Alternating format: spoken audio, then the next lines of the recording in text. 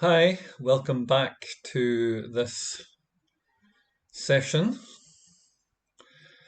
We are live and we're talking about hummingbirds. Welcome to my 19th session, which is quite remarkable. It's very surprising that I've stuck at this for so long and that, um, you know, the sessions are becoming more regular. For me, it's becoming a bit of a standard practice now. Because I'm live streaming them, it incentivizes me to do them. It gives me a purpose to do them. And having that purpose is good for, um, mental health in general, because you feel as if you've got a function to perform. And so I actually find them really, really rewarding. And I think that's the reason why I've been able to be fairly consistent with them to the point that we've now reached 19 of these.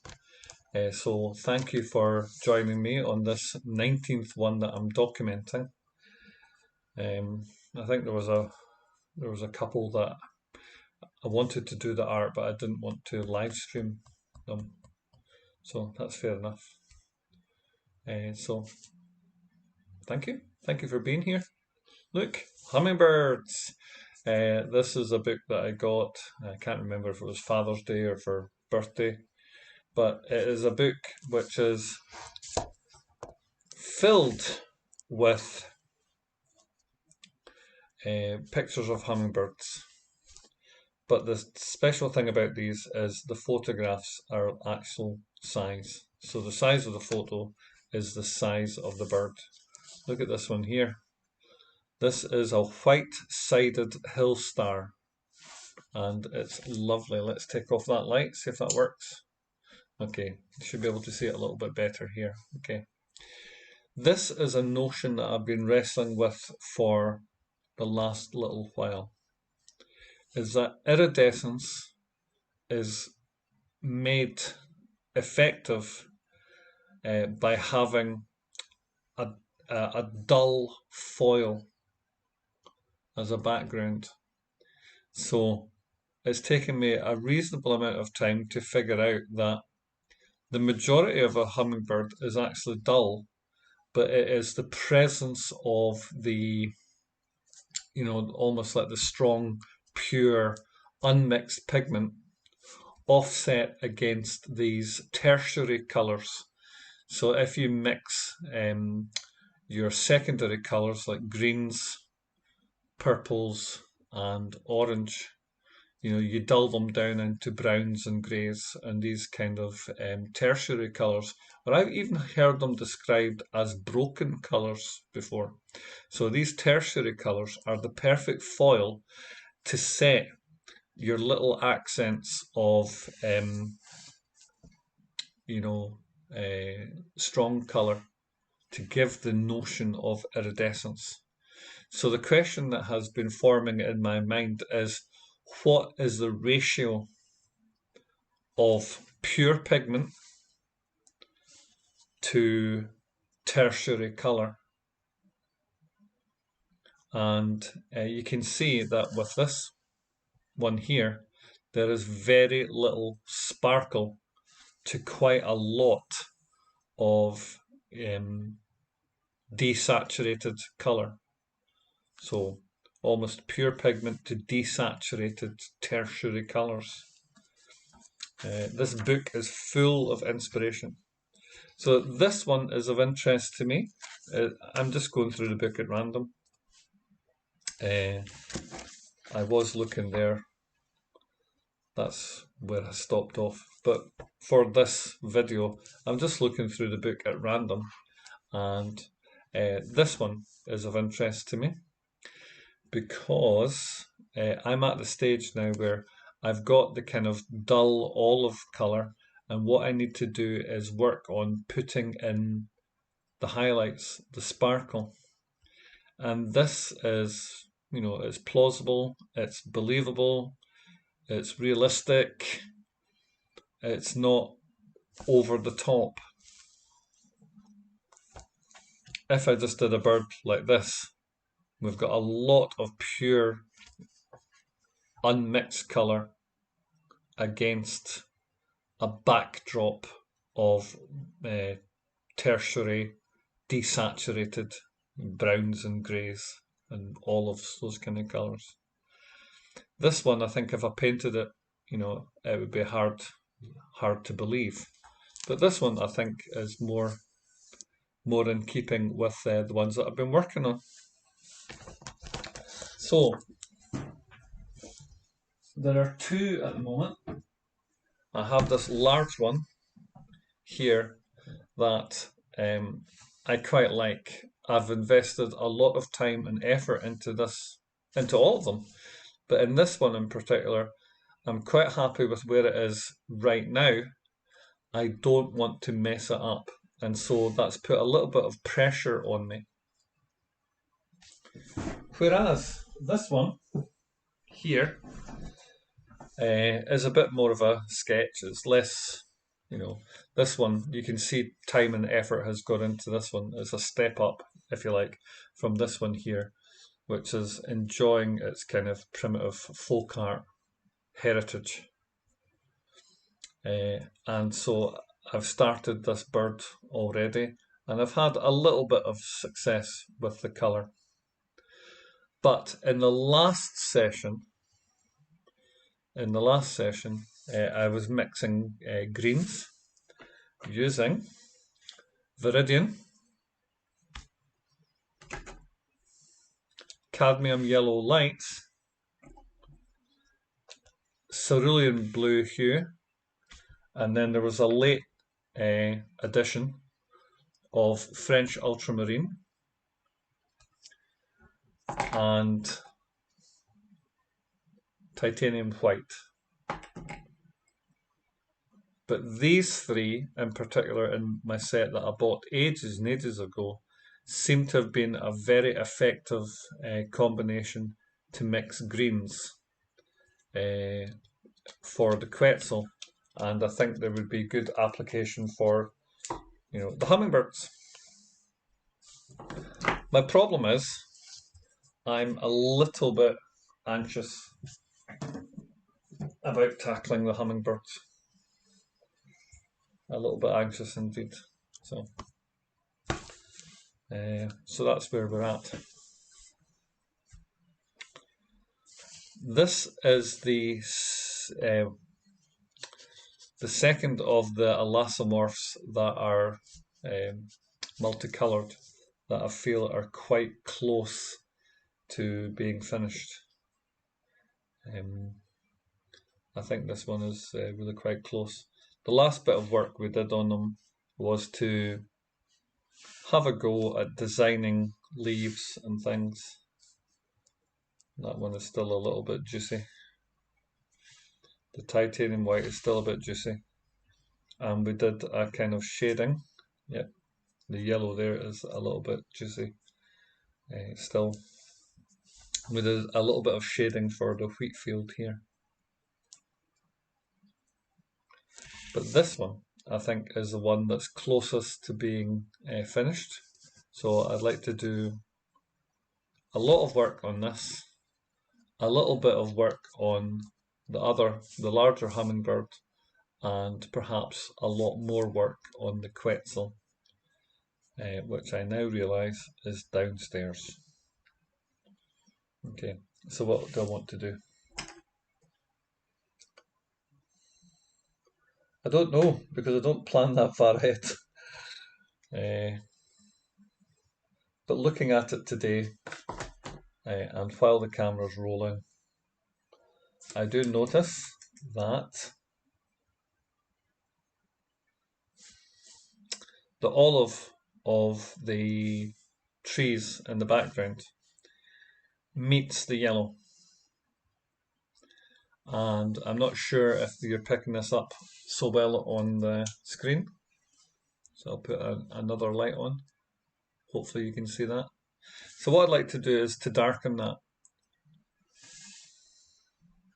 And I'd like to darken it with the water, which has a lot more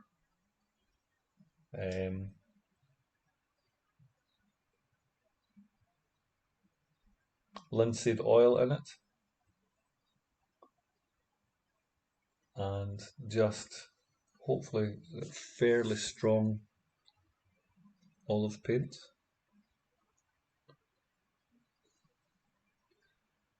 Part of the reason for doing this is because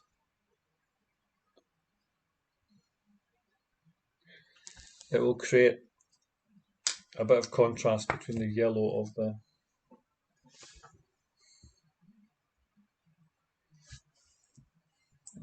wheat field. So that is one ambition, is to make that separation a lot stronger. And in doing so, the darkness of the olive is helping to make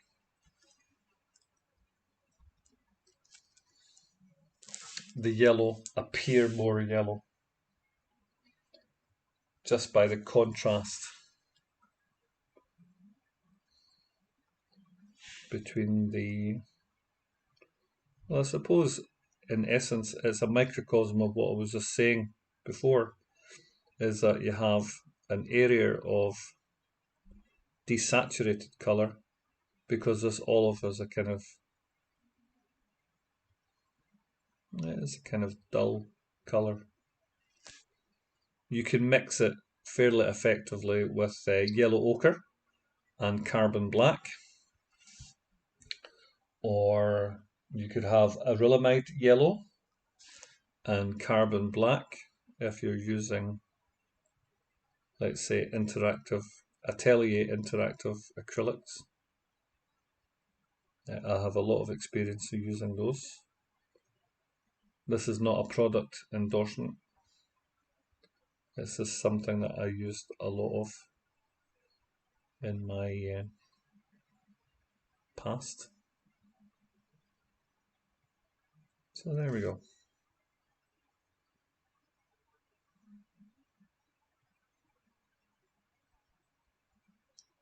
That job has been achieved. I've darkened the shadow area under these olive coloured trees with the darkest value I think that this olive paint can go. It's had the effect of making the yellow pop out even more, and it just makes the yellow more yellow by reason of contrast between dark and light. But the other thing it's done in passing is it's brought the flowers into relief. So it's also highlighted them. It's made them stand out a little bit more. Now, that was fairly easily achieved.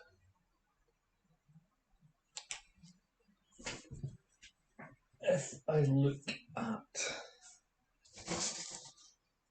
this larger painting,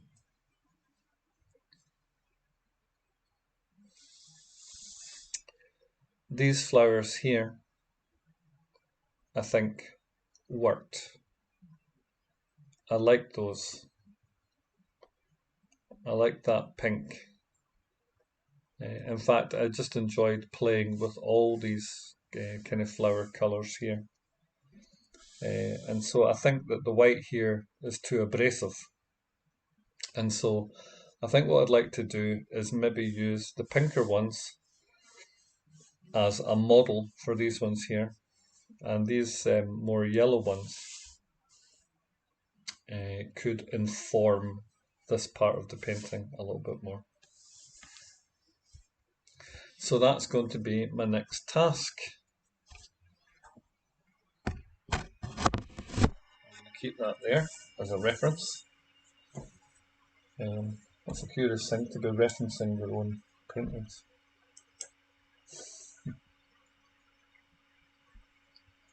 So I'm going into my cadmium red and my titanium white, and that's made a fairly nice pink. I need to separate this out a little bit in that if I bring some red into that yellow ochre that I'm mixing off camera. My plan is to get another camera set up so you can see it. So what I've done is I've made a mix of titanium white and cadmium red, and I've made a stronger mix that includes yellow ochre to dull it down. It's slightly more orangey.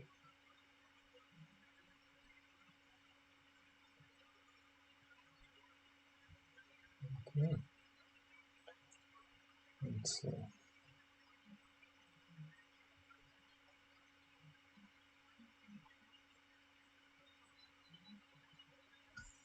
let's see.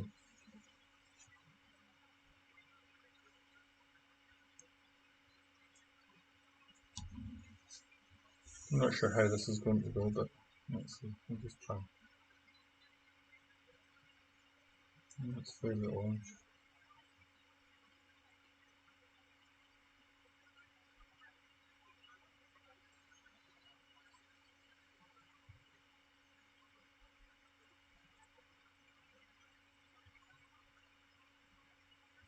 So the bottom of these bells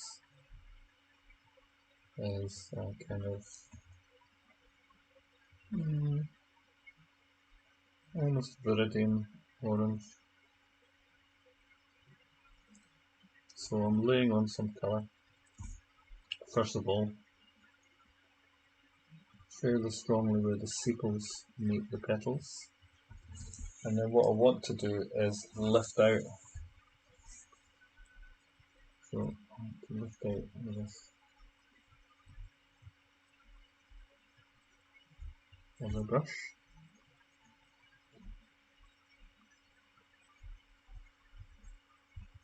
And hopefully soften the effect. Make a kind of blush. I think out of all of them, I think it's worked a little bit more on this larger bell. With a slightly better transition. But there's a lot less white. I think it was the white that was troubling me quite so much. Okay, so very soft mix of pink.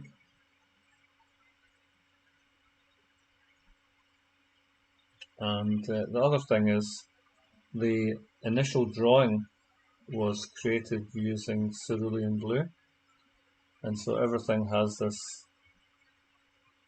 effect of being outlined in blue. So while this painting is still aware of its kind of folk art heritage, I've used that expression already today, I still want to practice becoming more believable in painting up these forms.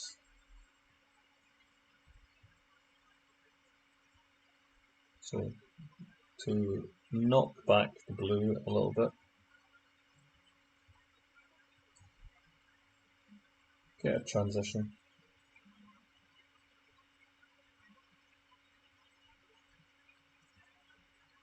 and practice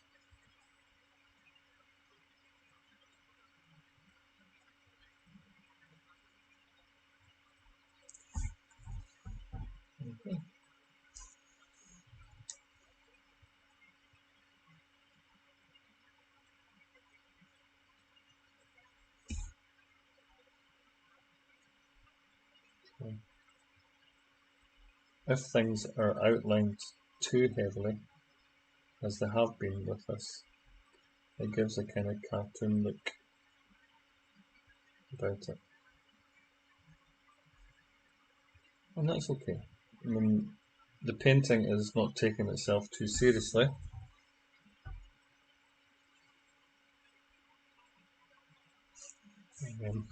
I imagine being in Costa Rica, where I want to emigrate to,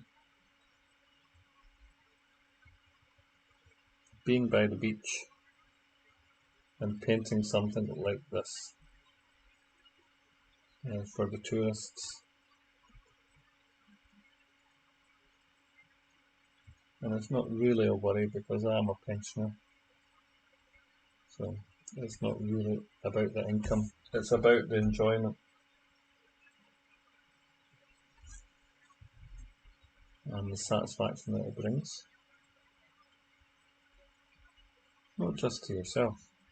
It'd be nice to think that your art brings enjoyment to other people.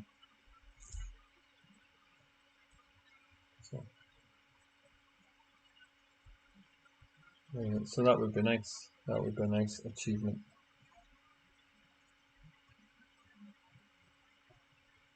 Okay, I'm not getting quite so effective coverage of this. So a bit more red and a lot more of the water mixed with linseed oil. So all I've done the last little while, and that should be even lighter, is into the water. Every time I come back to the painting session, I just add another little drop of linseed oil, and that way I know that I'm observing the fat over lean rule.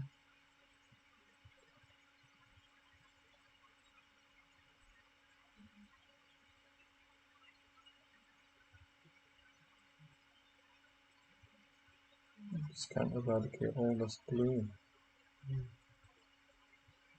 Not having complete success. So just have to persevere with it a little bit more. And so I've got pink transitioning into kind of viridian colour. And the blue is being lessened but not eradicated.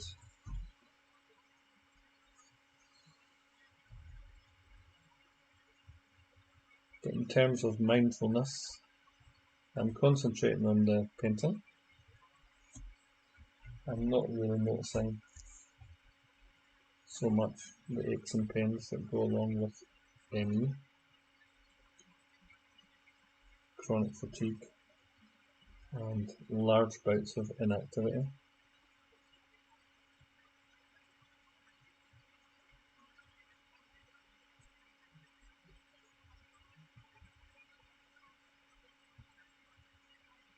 The blue, I suppose, is creating a kind of shade, but I do enjoy that light pink against that lighter cerulean blue. That is something. Okay, I'm going to put out a little bit more titanium white. So off screen and in the corner on the mixing palette, which is just a glass pane.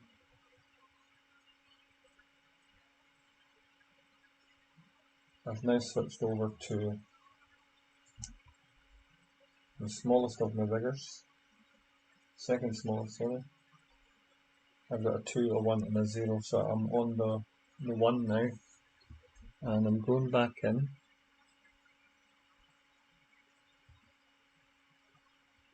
with pure titanium white, diluted in my water and a water-soluble linseed oil.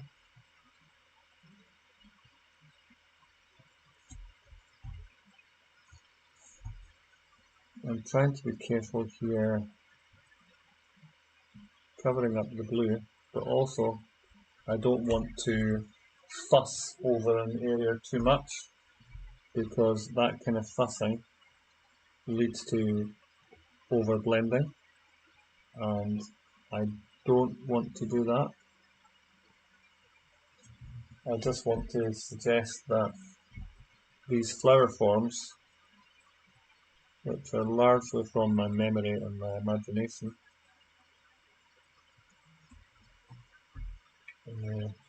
just have a kind of pleasing design.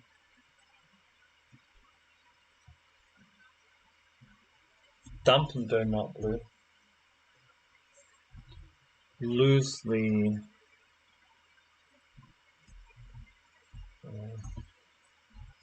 outlining effect. This one could afford to be blended a little bit more.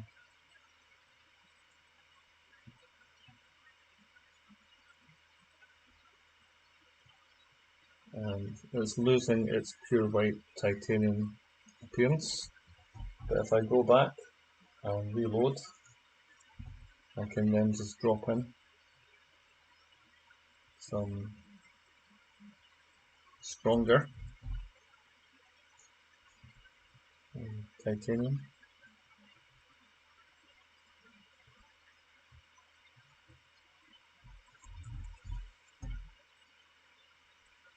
I may go back again and just do a second pass.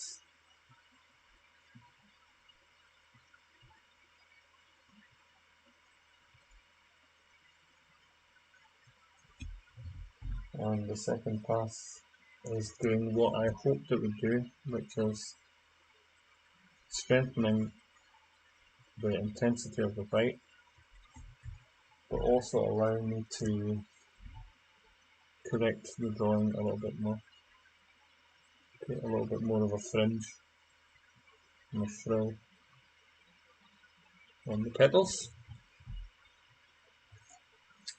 and alter my drawing slightly.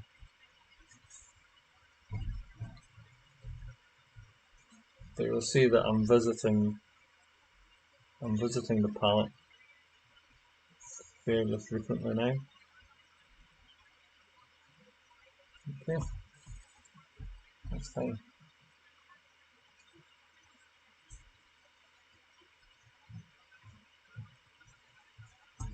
This one here I think can be more pink.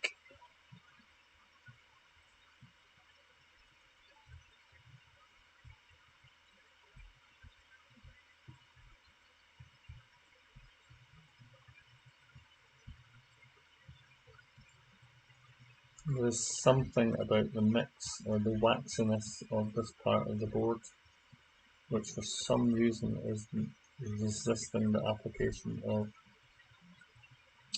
paint.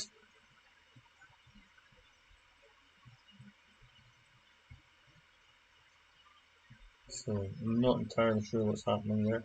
Sometimes these boards, and these are old boards that were donated to me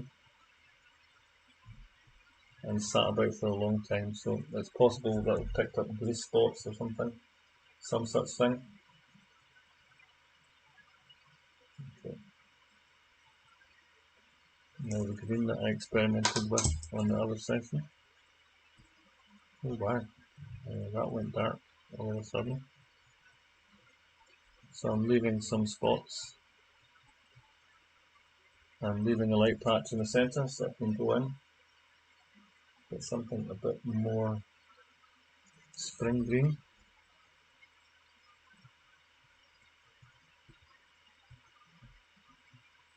And that's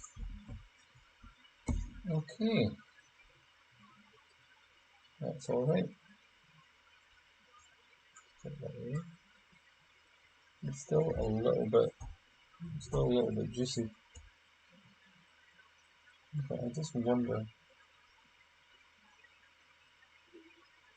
since I made up all these delicious greens to deal with my quetzal last night, that I could block in some long foliage forms, starting off with my darkest green.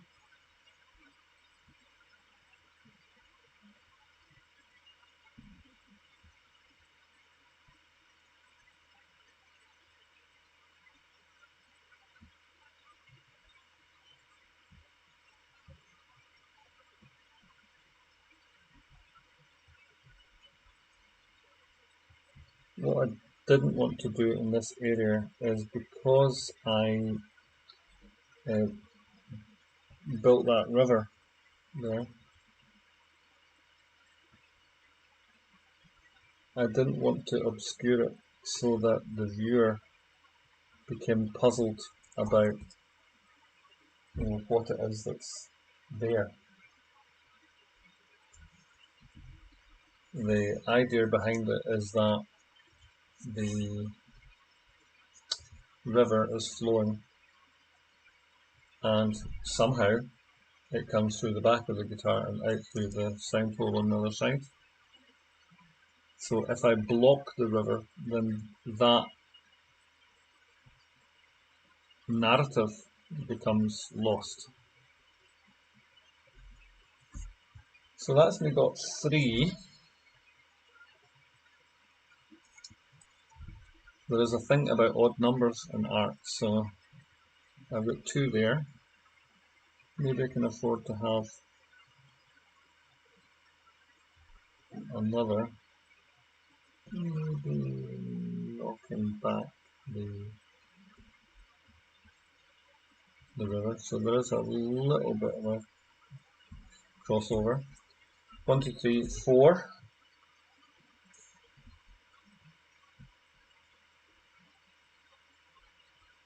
5.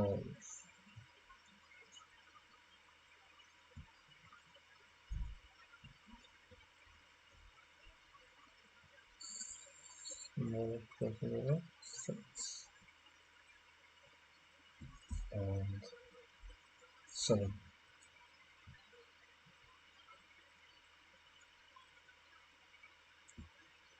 Looking at that quite a bit.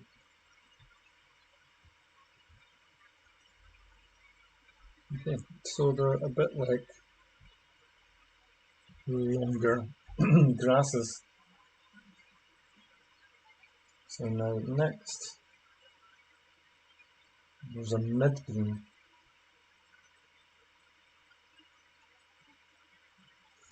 For the sake of variety, visual interest, we put a central stripe down the greens.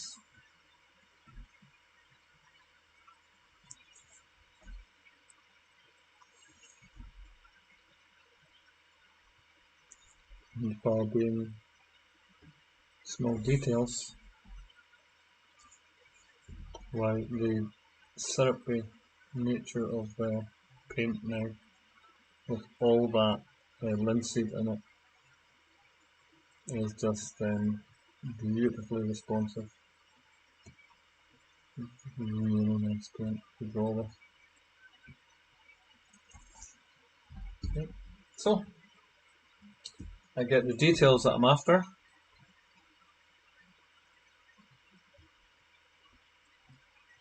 Just trying some touch-ups for the green. Again, my darkest green here, I get a chance to play without necessarily spoiling the overall look of the bird.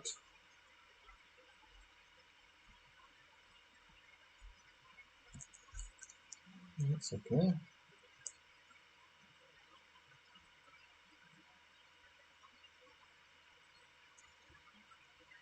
In some areas that are not critical, so I can experiment first of all with those. So there's enough of a colour separation there to give depth and interest. I'm not sure if it's picking up on the screen so well.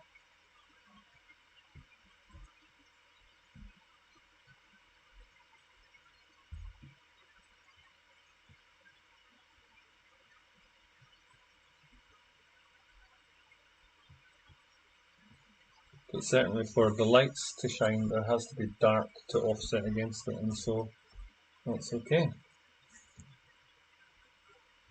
Like that area there is slightly more blue than green. And if I just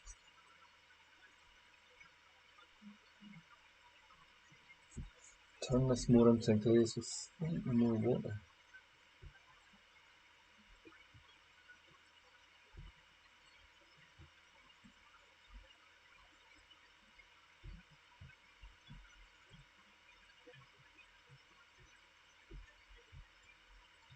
And lift out.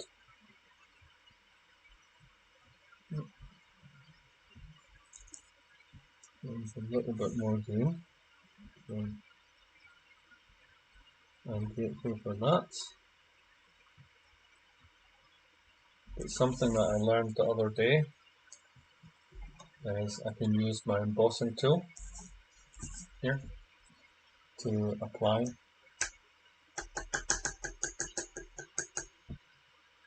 pigments straight on.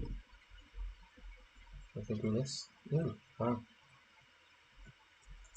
I can use the other end for lifting out, stripping away. Okay. That does give highlights for sure.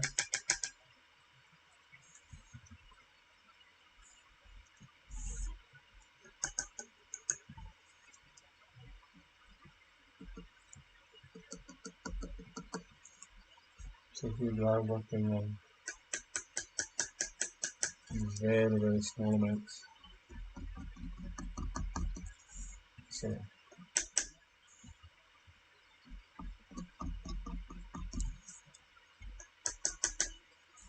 picking up a little bit of material and scratching it in such a way that hopefully gives a illusion of feathers.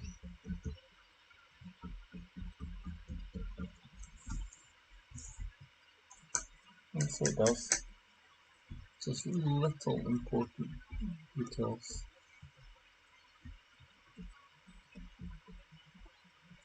Tiny little sparkles, and I really don't want to interfere with this too much. Let's try a lighter green from here.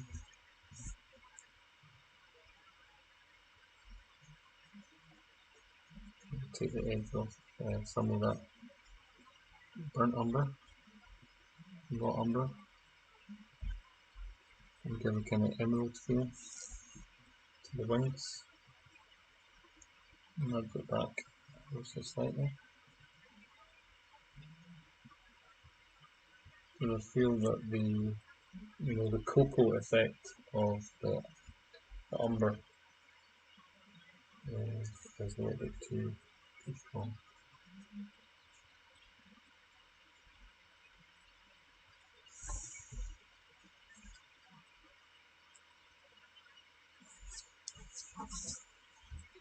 Kind of dull down that blue, too much green.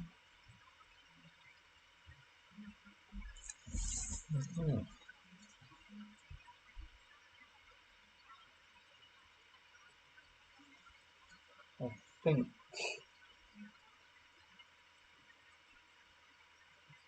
I'm maybe going to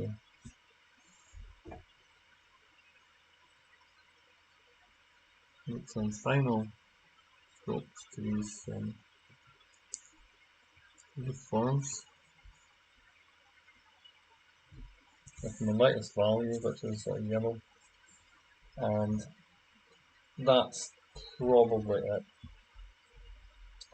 An area which is less satisfying is probably this area down the side here, which I've left quite dark.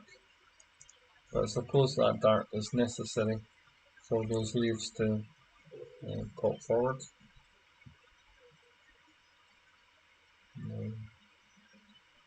Okay, my guitar is shrouded in leaves. The leaves do not block the river, so the flow of the river through the back and then out through the front of the guitar is not disturbed. That's still one of my favourite words, is legible.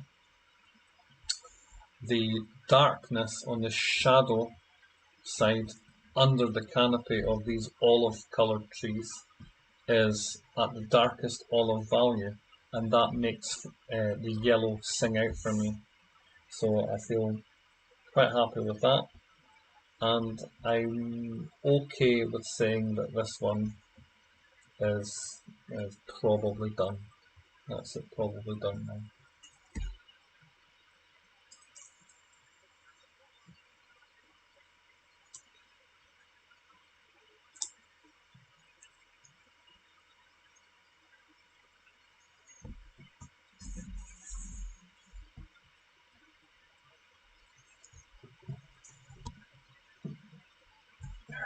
And so to the larger piece, this one here,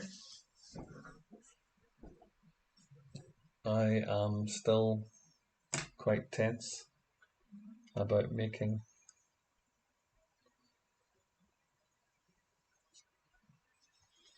highlights. So I suppose the idea would be to go in fairly cautiously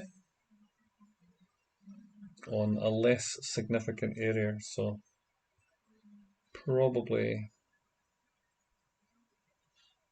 in amongst the red, if I get a fairly light yellow value, yellowy green.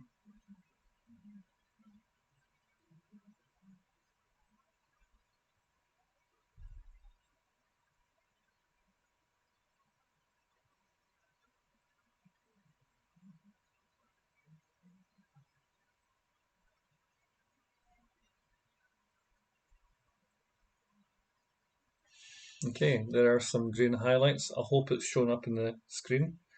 From this angle here, I can't actually see it myself on the screen, but that is my most yellow value of the greens. And where I am, it's making a nice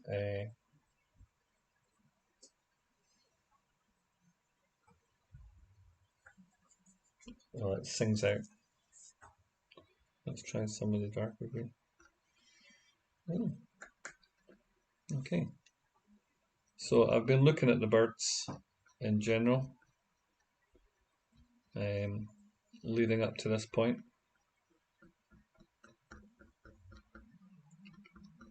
And I've noticed that some of the colour sits on top of the olive decorations, the olive sections. Let's try some of this very dark green first. So where I'm at, close up, I can actually see that that's having an impact.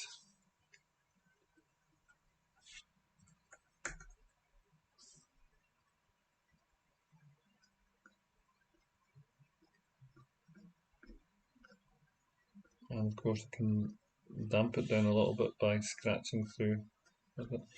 So I'm being cautious. I'm being fairly cautious with this, but early stages are seeming to suggest that this cautious approach is possibly the best one. Just the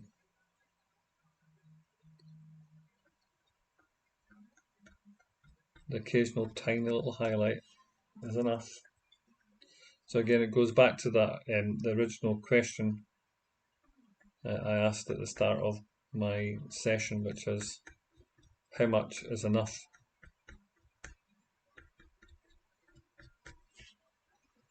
So in with a darker value, I could be doing with some phthalo blues, I think.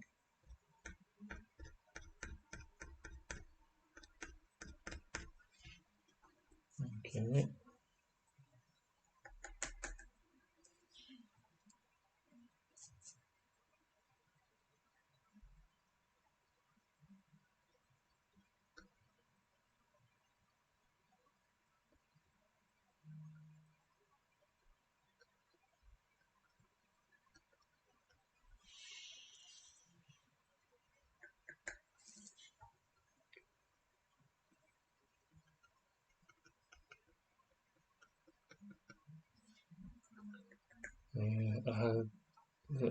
To me, there seems to be a kind of logic to where the colours go. There must be a scientific principle or an idea.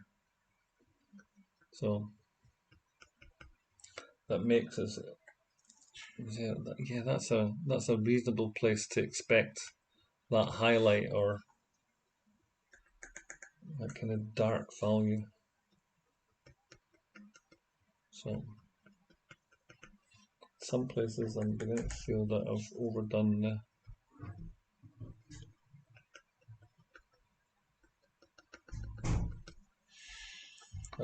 dark.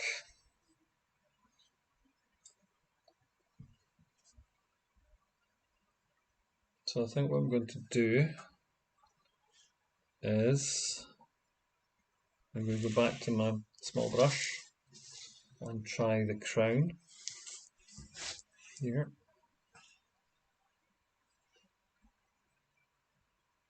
Let's see if we can put in an occasional dot or dab, which suggests the highlight. And maybe the secret is just to be random,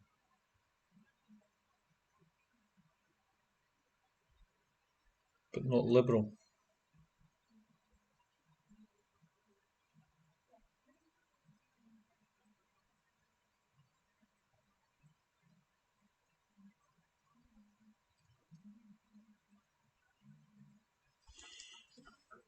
But the highlights are best where the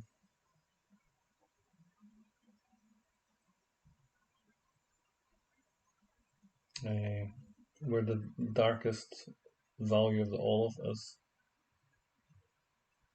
I'm struggling with my yellow. The brush isn't wanting to pick it up. So I need that to be a little bit more syrupy. But certainly I am convinced that the colours are, the right kinds of colour for this work.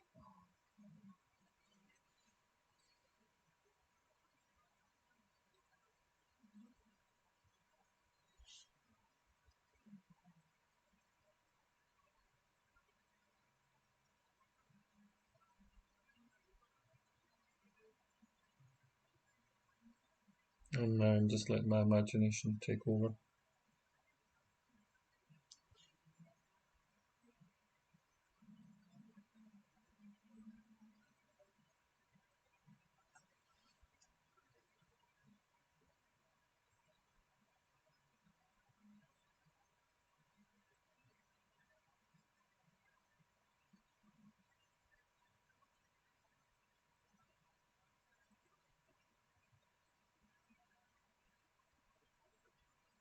I really don't want to lose my hummingbird flair.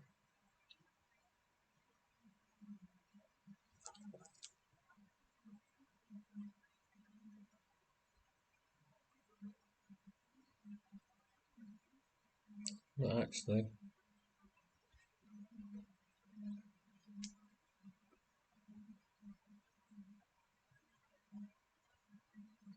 yep, on the dark bits seem to be it. I've got a very dark value now. Not very blue-green value.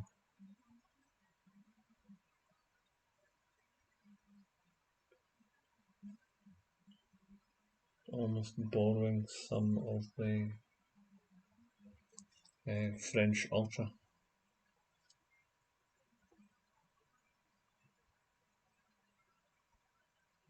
So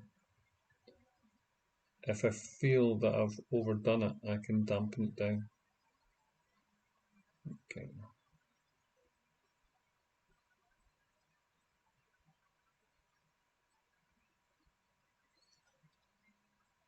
And so the effect is just one of mottling.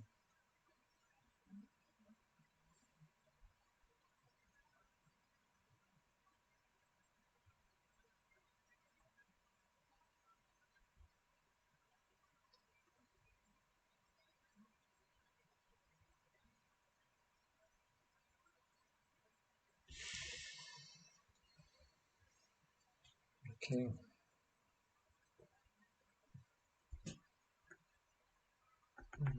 Feel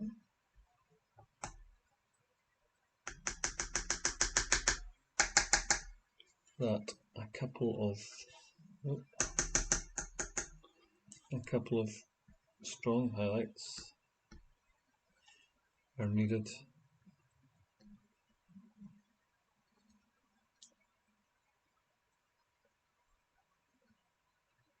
And that already feels too much. You gotta be careful.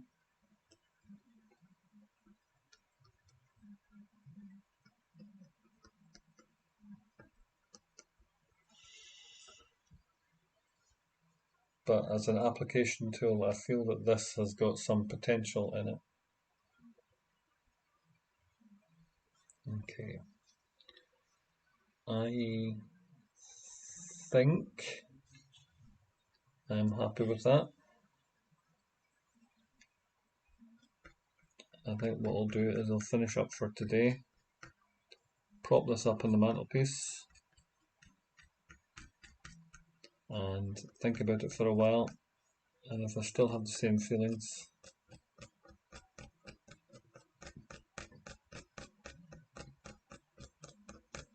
I already feel that that is a little bit too much.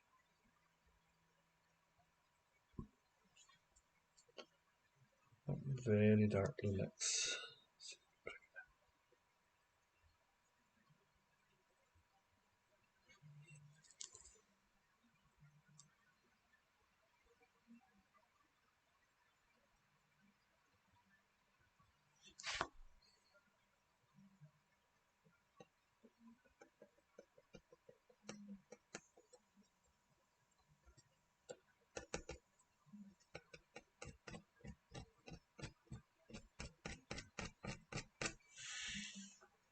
Okay. I think that that is it for the day.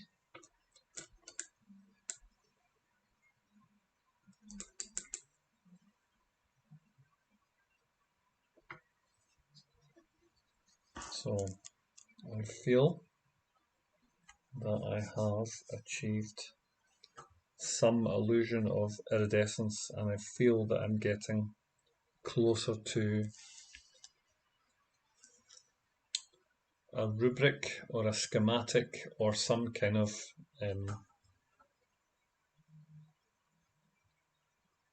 design principle that makes iridescence work. And so thank you for joining me for this installment. I hope this has been of use to you and that it encourages you to experiment with creativity wherever you are. Thanks for watching. Bye now.